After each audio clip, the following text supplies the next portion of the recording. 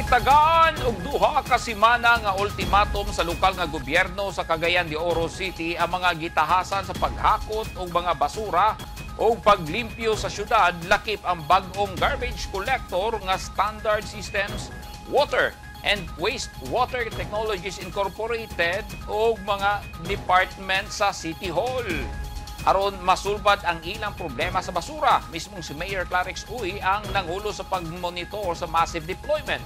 Gisiguro sa mayor nga makita ang mga lugar diin nagtapon og ang mga basura ug ang katakos sa mga gitahasan niya nga manghinlo niini. Gimanduan sa abniligan ng mga barangay President Councilor Marlo Tabak ang mga tanod sa mga barangay nga bantayan ug imonitor ang mga lugar nga sagad ginalabayan og basura sa mga residente. Nang hinaot ang mayor og sentro nga masustener ang pagpaningkamot ingon man kooperasyon sa katawhan sa syudad.